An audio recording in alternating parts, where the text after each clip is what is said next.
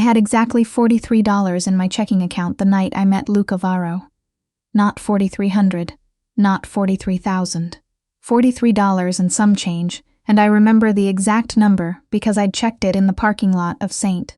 Catherine's Medical Center after my shift ended, sitting in my car with the heat broken, and my scrub still smelling like antiseptic and someone else's grief. My brother Danny had called 3 times while I was on the floor. I already knew what it was about before I even listened to the voicemails. The hospital had sent another bill. Danny was 22 and sick in the way that doesn't get better quickly. A congenital heart condition that had followed him since birth, like a shadow neither of us could outrun. He lived with me in our 2-bedroom apartment in Astoria, Queens, and between his medications, his specialist copays, and the occasional ER visit that insurance only half covered, I was drowning in a way I'd stopped telling people about because I was tired of the look on their faces. The look that said I'm so sorry but really meant I'm glad it's not me. I'd been a registered nurse for 4 years, good at my job. The kind of nurse patients asked for by name and supervisors pointed to during orientation tours. But the hospital had cut our overtime that quarter, and my second job, weekend shifts at a walk-in clinic in Woodside, had dried up when the clinic closed. I was picking up every extra shift I could, and it still wasn't enough. It was never enough. The catering gig was supposed to be temporary. My friend Petra had texted me about it 2 weeks earlier. Private event company, cash same night, no experience needed. Just look presentable and carry things without dropping them. I'd done it 3 times already. A retirement party in Midtown, a gallery opening in Chelsea, a birthday dinner in a brownstone in the West Village that made me quietly furious in a way I couldn't fully explain. I wasn't above the work. I just hadn't planned on it being permanent. The 4th event was a private dinner at a penthouse in Hudson Yards. I didn't know whose penthouse it was when I arrived. The event company kept client names off the briefing sheet, which I'd learned was standard for a certain level of privacy that went hand in hand with a certain level of wealth. We were told to be discreet, professional, and to address guests as sir or ma'am unless otherwise instructed.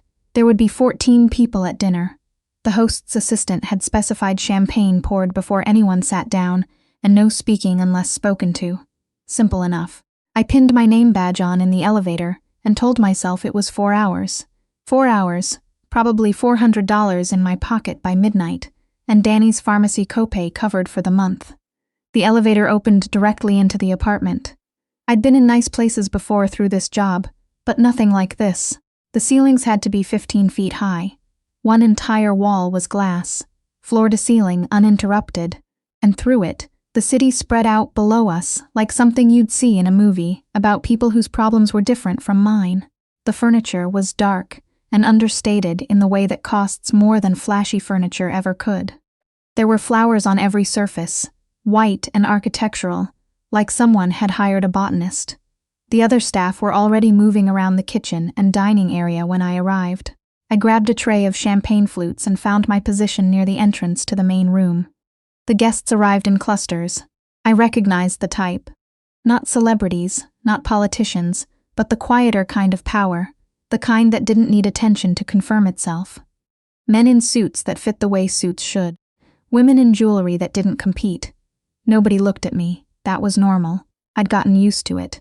And then the elevator opened one more time, and the room changed. I don't know how else to describe it. The conversations didn't stop. The music didn't cut out. Nothing dramatic happened. But something shifted. A subtle reorientation, the way iron filings move toward a magnet. Heads turned, shoulders squared. Even the people who pretended not to notice were noticing. He walked in alone. Tall, dark suit, no tie. He had the kind of face that took a second to fully register. Not classically handsome in the way you'd describe to someone, but something more unsettling than that. Sharp jaw, dark eyes, a stillness about him that made the room feel smaller. He was probably mid-30s. He moved like someone who had never once in his life needed to announce himself. He shook hands with 2 men near the window, said something that made them laugh, and then his eyes moved across the room in that slow, deliberate sweep that people do when they're cataloging rather than looking. They landed on me. I was holding a tray of champagne. I was in a white catering uniform. I was, by any objective measure, furniture, but he looked at me like I was something else entirely. I broke eye contact first. Of course I did. I moved to the other side of the room and told myself my pulse was elevated from the elevator ride up. His name, I learned later from Petra's whispered commentary in the kitchen, was Luca Varro. She said the name like it was supposed to mean something to me. When it didn't, she looked at me like I'd just admitted I'd never heard of gravity. Real estate, she said, and other things.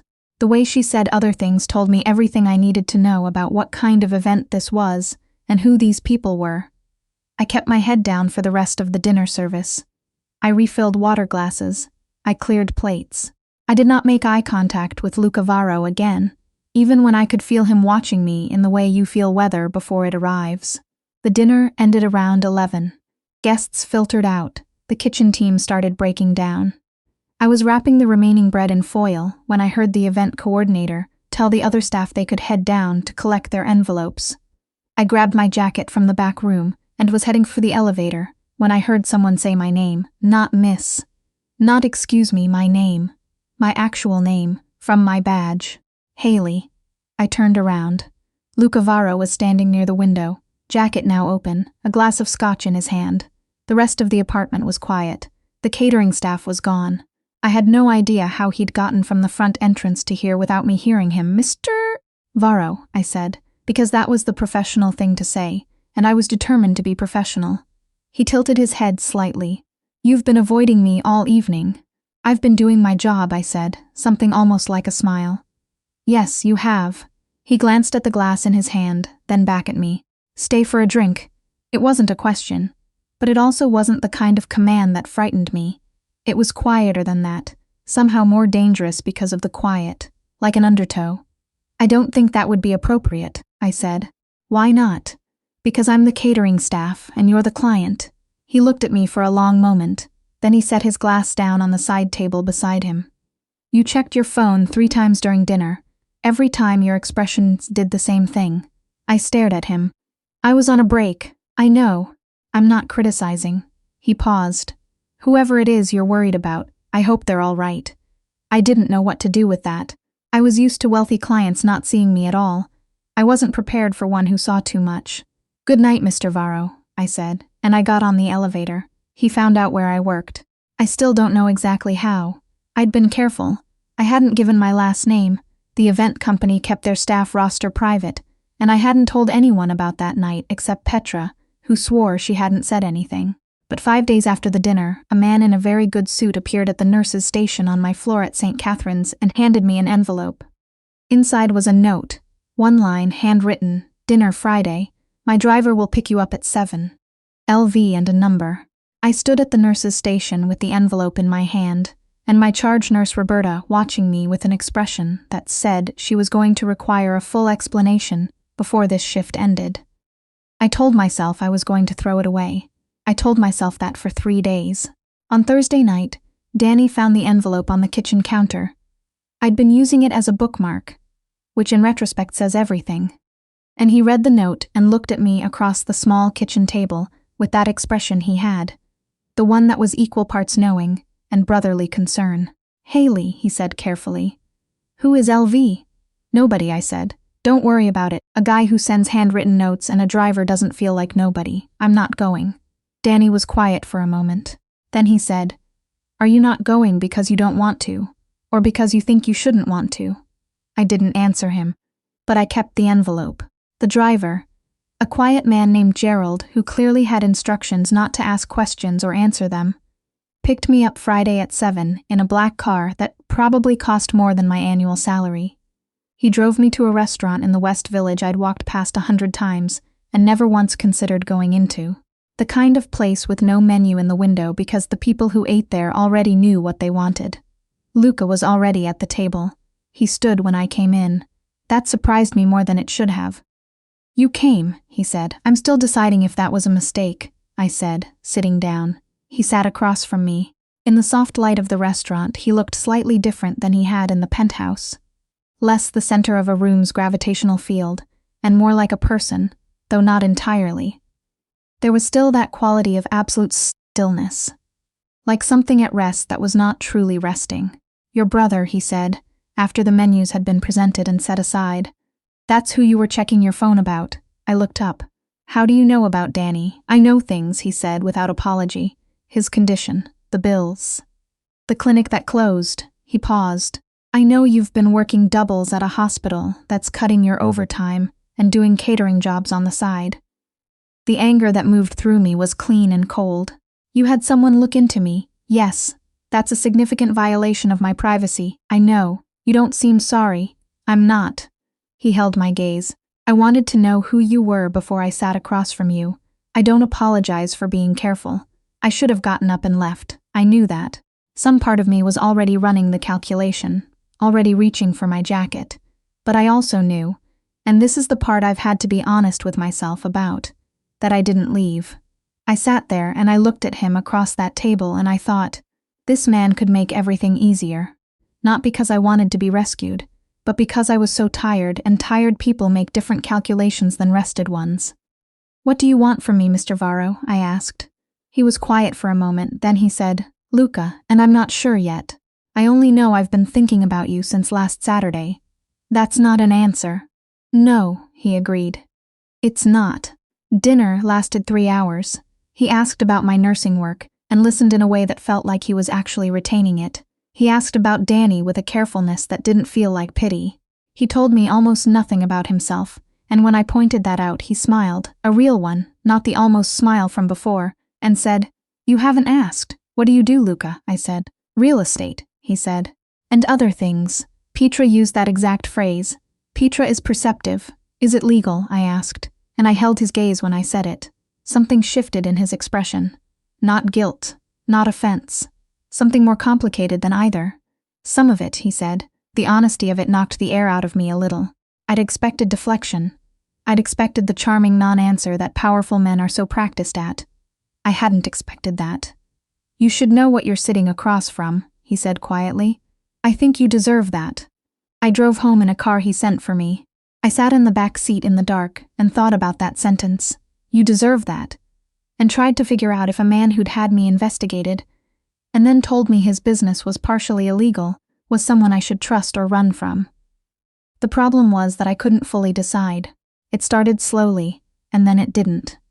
Dinner became 2 dinners, then a Sunday afternoon at a museum in the Upper West Side, where he walked through the modern art wing, with his hands clasped behind his back and said quiet, precise things about the pieces that made me reconsider every assumption I'd made about him.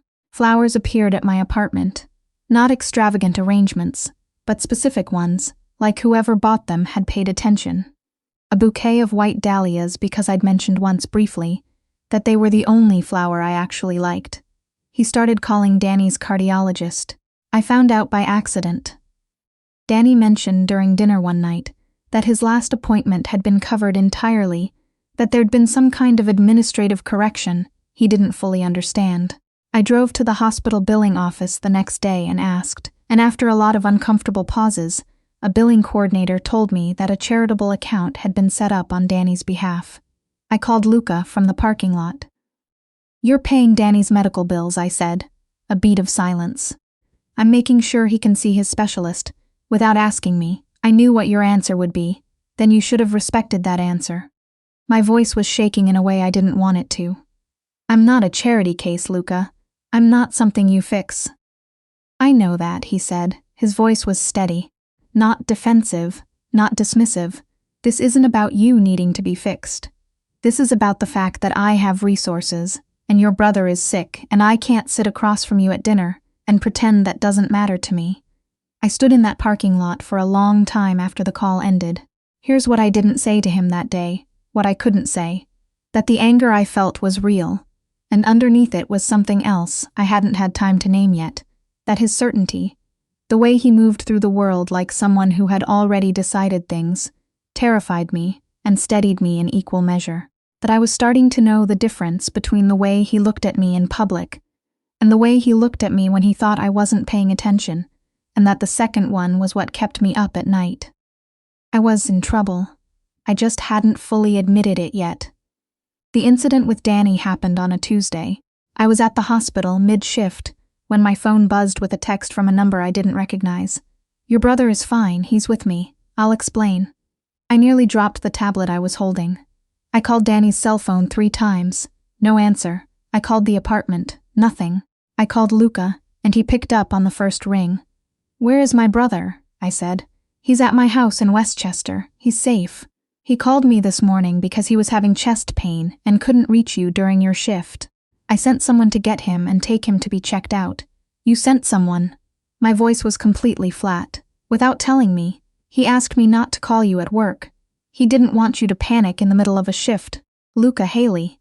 His voice was quiet. "He's fine. His cardiologist cleared him 2 hours ago. He's eating lunch and watching baseball. I promise you he's fine." I finished my shift by some small miracle of muscle memory. I drove up to Westchester in traffic that felt personal. I found Danny on a covered patio that overlooked about an acre of land, eating a turkey club sandwich and watching a game on a mounted television with the expression of someone who had fully made his peace with the situation. "Don't be mad," he said before I could speak. "I'm not mad," I said, sitting down next to him, and it was almost true. "He's a good guy, Haley. He moved you across state lines without my knowledge. He made sure I was okay." Danny looked at me sideways. "There's a difference." Luca came out onto the patio a few minutes later. He had his sleeves rolled up, and he'd clearly been working. There was something less composed about him than usual, and it occurred to me that this was probably what he looked like at home. Not performing anything. He sat down in the chair across from us. He didn't apologize immediately, which I noted. He waited. "You should have called me," I said. "Danny asked me not to." "I understand that, and I understand why you did what you did. But Danny is my responsibility. You don't get to make those decisions." Luca looked at me steadily. "You're right," he said. "I overstepped." I blinked. I'd been prepared for more resistance. "I should have found a way to reach you regardless," he said. "It won't happen again." The simplicity of it disarmed me completely.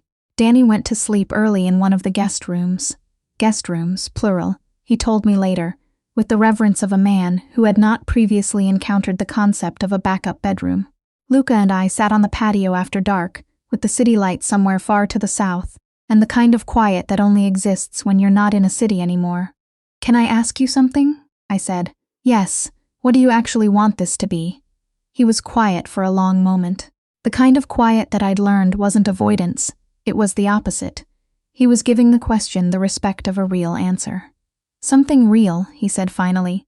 "That's all I know how to tell you right now. I don't have a plan. I don't have a version of this that I've already decided on." He looked at me. "I know that's not what you're looking for." "I don't know what I'm looking for," I said honestly. "Then we're even." I looked out at the dark yard, at the trees at the edge of the property, at the space between them. I thought about $43 in a parking lot and a broken car heater, and the weight of everything I'd been carrying alone for so long that I'd stopped noticing it as a weight. "You're not a safe person," I said. "No," he agreed. "I'm not. I should walk away, probably. I don't want to." He didn't say anything to that. He didn't smile, didn't press. He just let it sit there between us, exactly as I'd offered it, unresolved and true. The conversation that changed everything happened 3 weeks later. It was late, after midnight, at his apartment in the city. We'd had dinner, and then somehow ended up in the longest conversation of my life, the kind that moves from surface to depth, without you tracking the transition, the kind where you look up and 3 hours have passed. I'd told him things I hadn't said to anyone. About the year my mother died, about how I'd gone into nursing because of watching her care team, about the specific fear I carried about Danny that was different from normal sibling worry, and more like grief for something that hadn't happened yet. He'd listened without offering solutions. That was new for him, and I noticed it. At some point the conversation shifted to him, and he talked, carefully, selectively, but more than he'd ever talked before, about what he'd inherited when his father died. The business, the obligation, the architecture of loyalty and debt that came with it, that he'd spent 12 years navigating and that he was, he said quietly, trying to find a way out of. "Trying," I said. "It's not a fast process. Is it possible?"